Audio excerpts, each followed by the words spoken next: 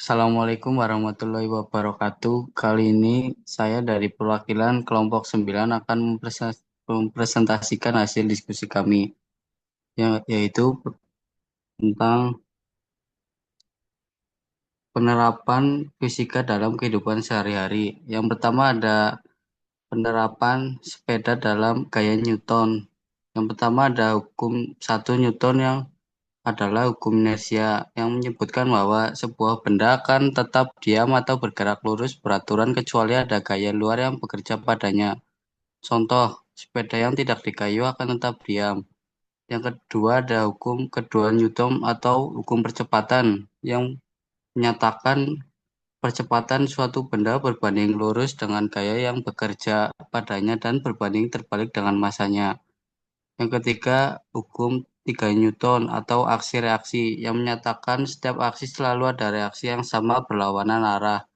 Contoh, kaki mendorong pedal, pedal mendorong balik kaki. Yang kedua, mengapa memilih sepeda?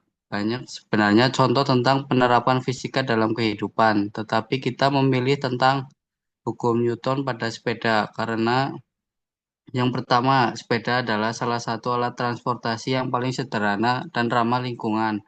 Yang kedua, penggunaannya sangat luas, mulai dari kebutuhan sehari-hari hingga olahraga. Yang ketiga, konsep fisika, terutama hukum Newton sangat berperan dalam cara kerja sepeda.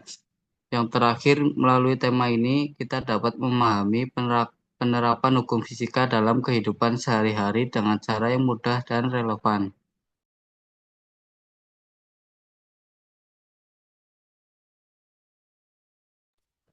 Selanjutnya yaitu contoh hukum 2 Newton tentang mengayuh sepeda.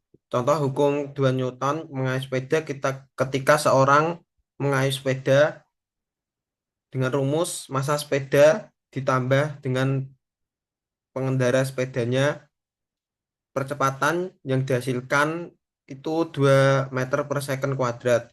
Gaya yang diperlukan yaitu gaya F sama dengan M kali A atau 80 kilogram kali 2 meter per second kuadrat sama dengan 160 Newton.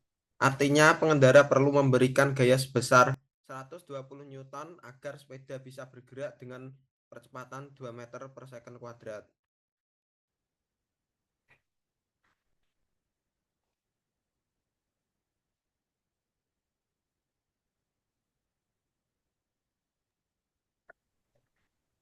Contoh lain hukum Newton 2, yaitu pada pengereman mobil.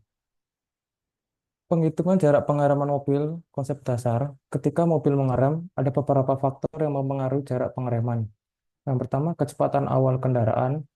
Kedua, koefisien gesekan ban dengan jalan. Ketiga, permukaan jalan. Dan keempat, kondisi rem.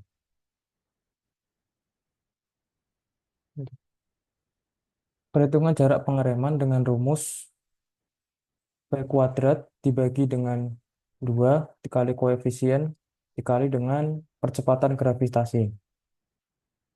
Di sini kecepatan awal adalah 20 meter per second dengan koefisien 0,7 dan percepatan gravitasi dimasukkan ke dalam rumus sebagai berikut,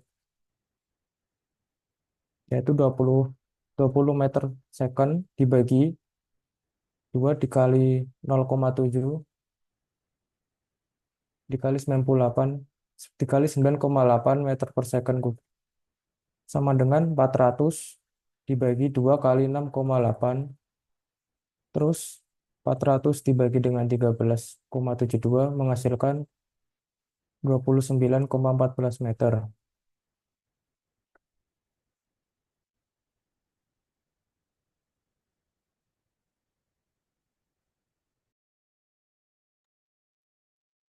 Contoh hukum Newton satu pada sepeda.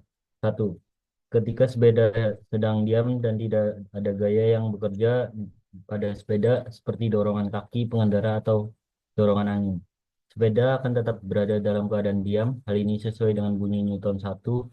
Benda akan tetap diam atau bergerak lurus beraturan kecuali ada gaya total yang bekerja padanya. Dua, Jika seorang pengendara pengayuh sepeda di jalan yang rata dan mulus tanpa hambatan, misalnya tidak ada gaya gesek atau hambatan udara, sepeda akan terus bergerak dengan kecepatan konstan. Sepeda ini tidak memerlukan tenaga tambahan untuk menjaga kecepatan karena gaya total yang bekerja padanya adalah nol. 3. Ketika pengendara berhenti mengayuh, gaya gesek dari jalan, cakram rem, dan hambatan udara akan menyebabkan sepeda melambat dan akhirnya berhenti. Komunikasi satu ini mengajarkan bahwa suatu benda sepeda memiliki kecenderungan untuk mempertahankan keadaan gerak atau diamnya hingga ada gaya luar yang mempengaruhinya. Kesimpulan. Kesimpulan utama sepeda adalah contoh nyata penerapan hukum Newton. Hukum Newton menjelaskan bagaimana gaya, percepatan, dan energi bekerja. Memahami fisika pada sepeda membantu meningkatkan efisiensi penggunanya. Terima kasih.